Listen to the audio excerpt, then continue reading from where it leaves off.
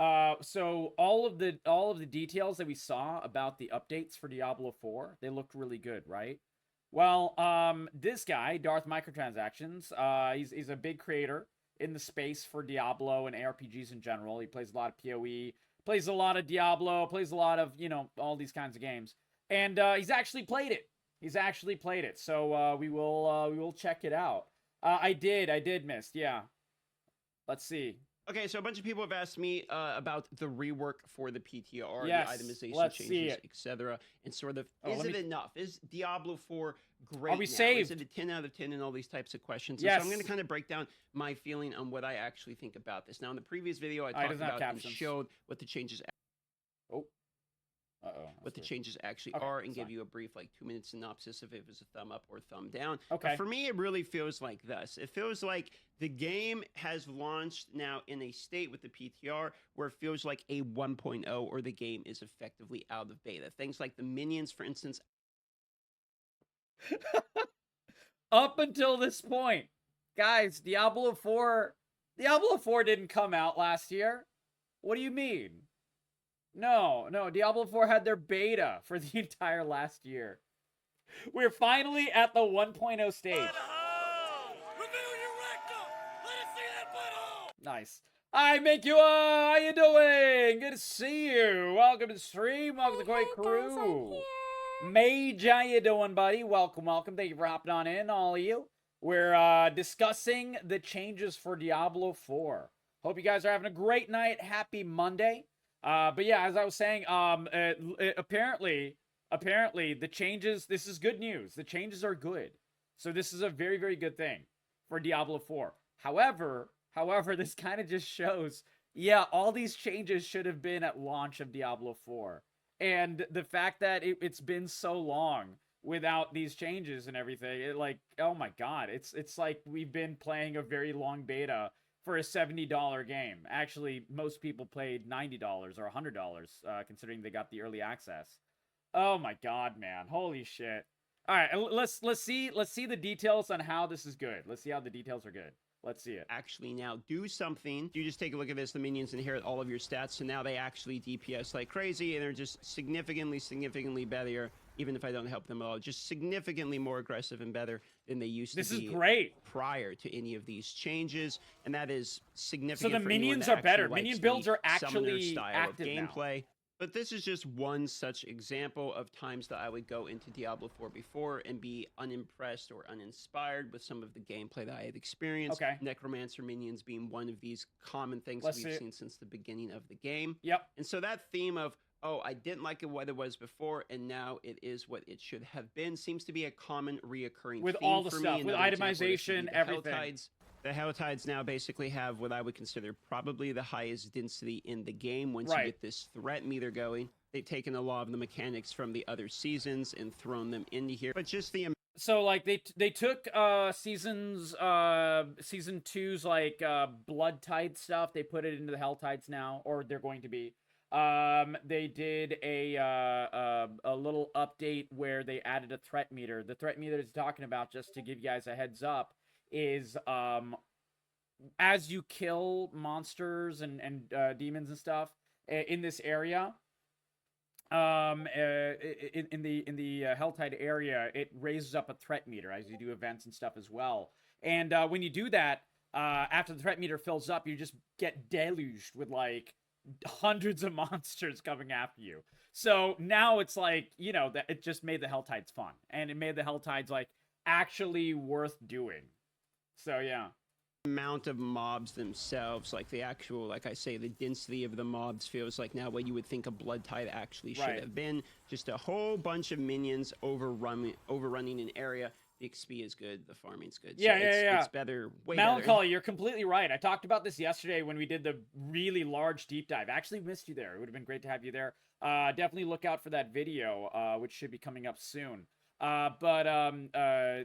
Season 1 and 3 were made by the same team, and that's why seasons 1 and 3 sucked. And seasons 2 and 4 are made by the same team that made 2 is making 4. So that's why those seasons are good. However, these larger changes is basically the dev team as a whole. This has nothing to do with the season changes, thankfully. Like these changes that are being discussed in this video are going to be on both seasonal and eternal realm.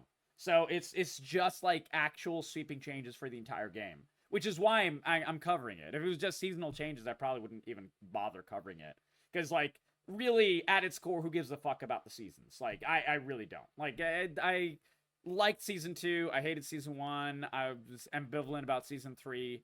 And I'm excited for season 4, I guess, on some level, but I'm more excited for seeing these real greater changes that are affecting every aspect of the actual game. Itemization, minions, crafting, skills and skill changes, like all kinds of really good things. Yeah, exactly. We're gonna find out. We're gonna find out. Helltide was usually like my least Welcome, favorite part Otaku. of the game. Now it's one of the better parts. So while I was live streaming, I just finished a 151-hour straight live stream. Right, that's why I have a bed in the background and everything. We did our first subathon on the stream. Oh man! While we were doing that, I need to did do it a on lot of subathon. testing this PTR. And one of the common questions I was always getting was, well, what's the point of items and what's the point of the core being fixed if there's still no in-game, etc. And one of the analogies the in-game fix, or metaphors that I would have to kind of come back to is, well, let's say you were overweight. And what you wanted to do was be a shredded bodybuilder. Like the very first thing you're going to do is you're going to say strong foundation. This makes sense. I kind of feel like that's what they were doing with this here. Like you can't really make the in game and like have all of these other things that are built upon. I'm hoping he does cover it, but I like the end game also got changed. There's new bosses. There's new end game events and stuff. So I don't know if he's going to cover that. I mean, the overworld stuff is one part of it, the threat meter and all that. But I wonder if he's going to cover like the new endgame stuff, because apparently they're fixing not only just the foundations but also the endgame. So hopefully it continues to be good news. We'll see. On your pregame, like actually having items but he is right. Your character's like, power structure. Foundation is important. They're obviously going to have to rebalance everything, etc. So I think getting the itemization in the core of your character correct is the first step. You gotta lose the weight, then you can even see a six-pack once you acquire one. So I think that was basically what's happening here. They get the itemization right. They added a couple new in-game things like the greater rift farming. So I think greater rifts. Okay, so I think some people will like them because there's no objectives. You just get into the rifts. You just destroy shit. I even forget what they call them. The pit. Okay, yeah, that's the pit. basically greater rifts. You get into it. You kill things. You go to the next level. You kill things. Right. Very and it gets quick, harder. Very efficient. Straight to the boss. It's just fast, fun. And the boss is what gets you the loot. You just blow by the way. Things. So some people are going to like that. Some people are going to see it as uninspired and directly from D3. And both of these takes would basically be correct at this point. But I don't really think we're going to see. I think the more types of, like, I'm not a huge fan of greater rifts in Diablo 3 either. But I will say that it's better to have something than nothing. So all of the positive changes, that's only a good thing.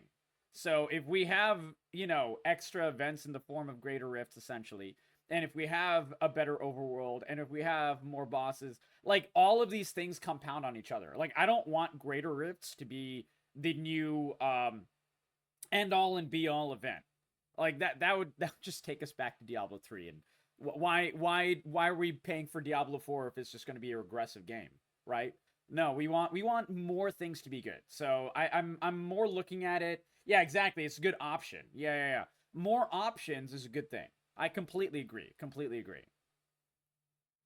Much of like ultra in-game mechanics that like seasonal based in-game mechanics until we had this itemization core correct. We have the new level 200 Uber bosses, etc., which is, you can probably argue, new in-game, but they're kind of like the other bosses, but just stronger. Right. So I think now that we have what is, in my opinion, a much better core, we might be back, boys. Diablo 4 might be back forward. So if you're wondering that yourself, like, okay, well, the items are there, but is the rest of the game? Well, the rest of the game is sort of what the rest of the game was. Right. But the itemization itself and the building of your character is what it should have been. There is one other change that I don't think is making the rounds in terms of how large I believe it actually is. Not going to be wrong about this, but this is just something I'm noticing, which is, okay, so you have these items right here. These are just the base items that I start with. But every now and then, you're going to get these greater affixes. Right. And items are now tradable. The base items are tradable. And uniques are tradable as well. Just not. So those are, by the way, what he's talking about are the items that One of these stats, or actually multiple of these stats, when an item drops, it can give you basically one or two special affixes can be upgraded on the item as a drop by like 75 extra percent or something. It'll be max roll and like 75% stronger. So the items have essentially another threshold of customization and of extra player power. So this is pretty cool actually. More things that you are looking out for that are actually good for your build, as opposed to, the endless grinding for rares, which it used to be. God, that was horrible. The uber uniques, right? Right. So because of that, and because of the fact that greater affixes are fairly rare, but you can get multiple of these. Like you can get a unique that has all four as greater affixes, for instance. This sort of revitalizes the trading economy and makes it where acquiring these greater affixes gives you tremendous value Right. of each one of these items. And uniques and legendaries are tradable now. Now rares are basically worthless, other than crafting materials. You're gonna need them and salvage them for crafting materials, etc.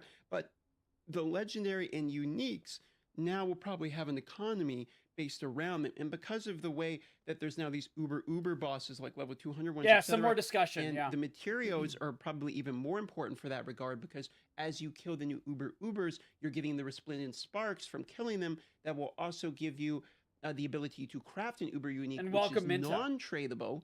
For instance, you sort of have reasons to trade, sell things in order to acquire materials, etc. So I think this is going to have impact on the long term of trading in a very healthy way for people that like. I am worried on this because, like I pointed out, they had no discussions whatsoever in that entire 2-hour talk that I covered yesterday for over 3.5 hours. God, that was a long talk. But there was no discussion whatsoever on anything that increased the infrastructure or any framework or anything to allow us to be able to trade easier with other people. No in-game auction house, no in-game like trade marketplace or anything like that. There's nothing. So right now, for anyone who doesn't know, when you log into Diablo 4, all you have to rely on is like the trade chat, which is not even a worldwide trade chat. It's regional. So if I'm in one section of the world and I have a necromancer sword, which is perfect for a necromancer, it has plus essence sucking and all that shit, right? And there's a necromancer who would love my weapon that I'm selling, and they're all the way on the other side of the world. They can't even see my chat. Like they cannot even. We're not even in the same trade chat. It's insane. Yeah, essence sucking ooze. Exactly. Yeah. It's no. I'm serious. Like it's crazy. And so like right now, what people are doing is there's like discords for trading and Diablo 4 and stuff. And I said it before and I'll say it again. Anytime a video game of any kind, especially, I mean, Diablo 4 is a AAA game. It's made by Blizzard. There should be no excuse for Diablo 4 to have these issues. Anytime any game, big or small, or any of the sort, needs you and tells you essentially to alt tab out of the game and use a third party website or a third party application or something for any aspect of the game, I consider it a game design failure. The fact that there's no good way to trade and there's no good way to facilitate trading in any way, shape, or form, this is a game design failure. And so, like, I'm glad that they're fixing, the fact that you can trade items and they're good and you should trade items and such. There's a reason to do so. That's great. But the problem is there's no infrastructure to support this. So it's not really like a fleshed out change yet. Now the itemization, that's a good thing, but like I really hope that they really, do the rest of the background work necessary. Because in any game, anytime you have and I definitely don't want like, RMT or anything like that by any means whatsoever. But that comes down to enforcement, and Blizzard is inherently extremely bad at enforcing their game. But anytime there is trading in the game of, proper in-game trading, that brings the community closer together. Anytime you are needing to interact with someone in the game of whatever game it is, it inherently brings the game closer together. It brings people together. You have to interact with other people. God forbid you have to, break out of your shell and you have to actually whisper someone in the game, be like, "Hey, I saw that you posted a really good shield. I'd like to buy it." "Oh yeah, you seem cool. Sure, let's make a deal." Like this is interaction is important, and they tried to make Diablo 4 into more of an MMO feel with the overworld, with the shared overworld, with the ability to jump into events and randomly just see another sorcerer kill like some mobs or whatever. You can join on in, and there's no downside. There's only upsides to joining in on people. They added a whole bunch of things to make it like more MMO-esque, right? More than any other ARPG really that I've seen. And then they don't have these other things that really tie these bonds together and really make these bonds a little bit better and more closer to each other, and like actually like fulfill that more of an MMO style feel, which is what they were going for. So I say stop going halfway, do the rest of the work. Blizzard, please. Like we this is a good idea. Like I don't mind this idea. I did not mind having the overworld at all. I think it's a great idea. I think Diablo's overworld is one of the best parts of the game until you stop doing it. Like once you get to a certain point in the game, all you do is teleport to dungeons and you kill dungeons, or you go to the rifts and you do that, or you go to the bosses, you do that, or like, and then you just forget about the overworld at all. But like until that point, the overworld was really cool. There was a lot of detail put into it. So yeah, it's just like a lot of these things have a certain level of detail, and then the follow through is just not there. I think you know what? I think that describes Diablo 4 in a nutshell. It's a lot of really good ideas and not enough follow through on a lot of these ideas. And finally, we're getting some of this follow through, but I hope we get more. That side of the game, because Right. I remember some of the comments we were seeing in the beginning of Diablo 4 was that trading's dead. It's a open world, but a single player game. Like some of these sort of meme comments that were like little, correct, a little harsh, but correct, basically. Yeah. The impact that I think we're having on opening up the legendary and uniques, because back in the day when we were saying there's only they'd rares. show this rework, etc., one of the questions I had asked was, are these going to be tradable? And it was like, no, Nope. this isn't tradable, etc. But it looks like they're actually opening that up, which It's just wanted to clarify. It doesn't look like they're opening it up. They are opening it up. So you can now trade uniques. You can now trade I think ultra uniques as well, if I remember right from the video we saw yesterday. That's what they said, and those are the developers. So we can trade those now. Now there's no implementation of facilitating those trades in any way, shape, or form, but at least we can do it now. So yeah, that's true. which is significant in my opinion for people that like to interact with other players. So that's just one Look at wave that. impact we're going to see from this earthquake here. TLDR is trading's better. Yes. I also quite like the masterworking, and because the masterworking doesn't take a crazy amount of the materials from the pit, and the pit actually is decently generous in terms of how many they give you as Oh, you this is go good. through, Okay, I was even at worried the about lower that. levels. I think the masterworking isn't going to be a frustrating farming part of the game. Good. For instance, That was like a worry. we see with Hell Tides. The only part that I could be wrong about for this is the veiled crystals that you get from salvaging rare equipment, for instance. Okay. Could be slightly annoying because you're not really getting As rare many rares equipment as anymore. much, as Right. the rares don't really have as much of an impact. Now, I could salvage all materials, and I'll do this just here for the video. Yeah, I hope that these legendaries can also give you the Velt as well. I don't know. So if I go here and I salvage all my Let's see. materials, okay, destroy all my materials. Well, that's all my legendaries, etc. But there's Wow. I'm glad that they have a salvage everything button. I don't know if they added this in after I stopped playing, but maybe they did. Did they add this in after I stopped playing? Oh my god. But I mean, I'm glad that they have that. That's really good. But yeah, he's not wrong. There's no of the yellow crystals. That's what comes from the rare. Yeah, that is a problem. Now, what they could do is add an upgrade of you get this like blue iron shit, and then you can like upgrade that into the yellow material. If they do that, then that probably pretty much solves the problem.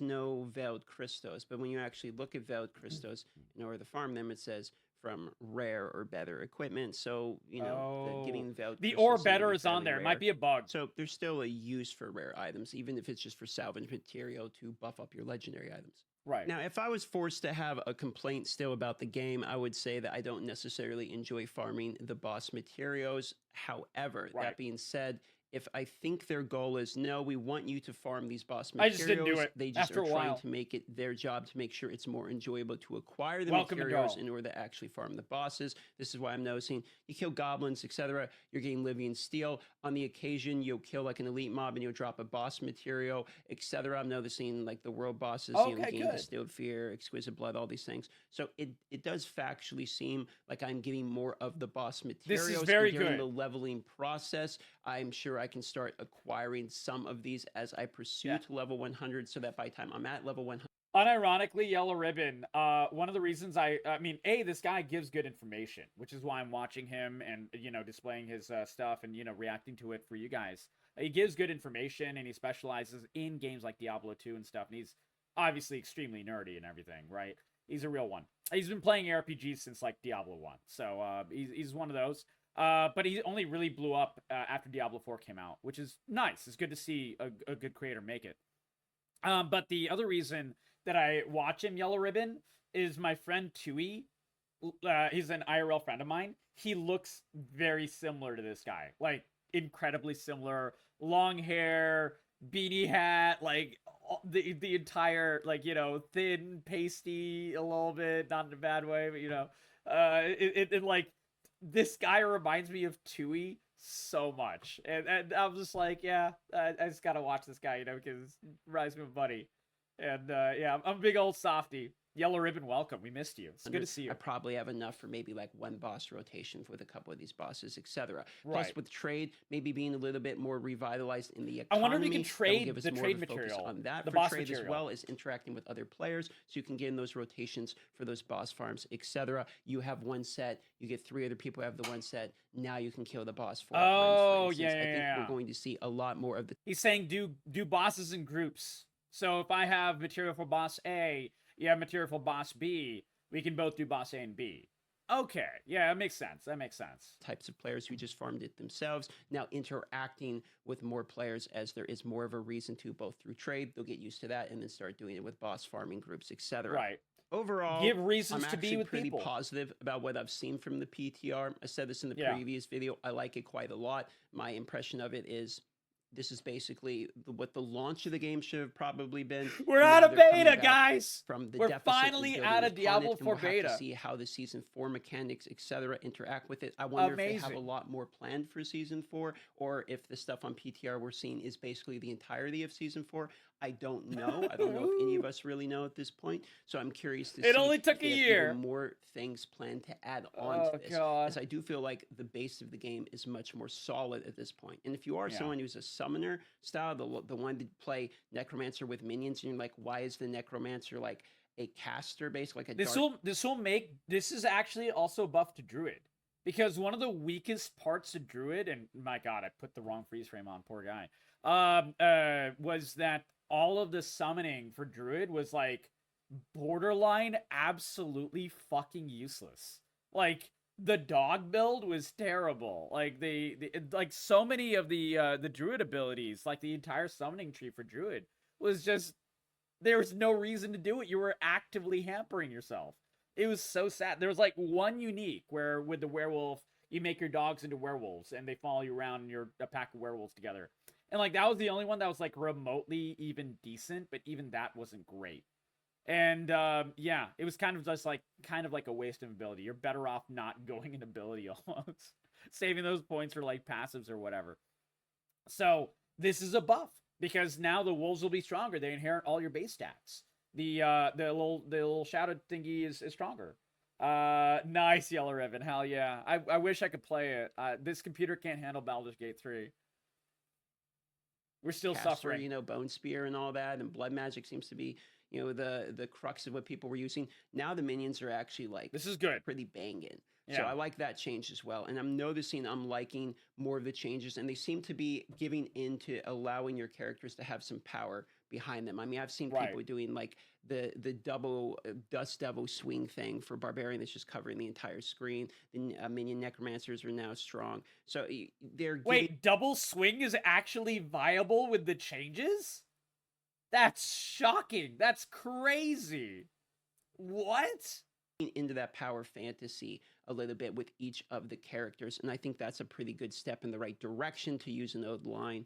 The next step for me is really to make a new character and do the leveling process. I think I'll probably do that tomorrow as I'm taking the day off stream since I did 151 hours straight. Tomorrow, I think I will make a fresh character. God, I wish I could do that. The leveling process from 1 to 100 on the Diablo 4 character and see how the PTR changes affect the leveling process, and that will tell us how the rest of the game is actually going. But in terms of how it feels currently from the PTR boosted characters, I'm quite liking what I'm seeing. But that's just it. Love you all. I'll see you on the next video. There we go, man. Give it a like, give it a sub. I'm linking the video in chat. He did the hard work of actually playing this. You know, for the past few months, it's been feeling like a dog shit game. Ever since I turned on the game last Epoch for the first time, I'm like, man, why would I ever play Diablo 4 almost, right? But no, Diablo 4 has had some positive changes. This is a really good thing. He did the hard work. I have not played the PTR at all. So I will play this game. Flora, I totally understand the sentiment. But I will, when my computer is fixed someday, soon, hopefully, I will play Diablo 4 again when these changes are launched in the next month or so. And I will tell you if they're good or not. So I will tell you my feel. Is this game actually worth it now? Is it not? Should you just play Last Epoch? Whatever. I will tell you the whole truth. And nothing but the truth. You know me, my friend. You know me. I always give you the full information. But yeah, there we go. Great video. Thank you so much, Darth Microtransactions. I love that in his name just memes Blizzard the entire time as well. That's just an extra little icing of like just some goodness added on top. Great guy, great content creator, great video. Exactly. We always love Darth Microtransactions here. Yeah, there we go.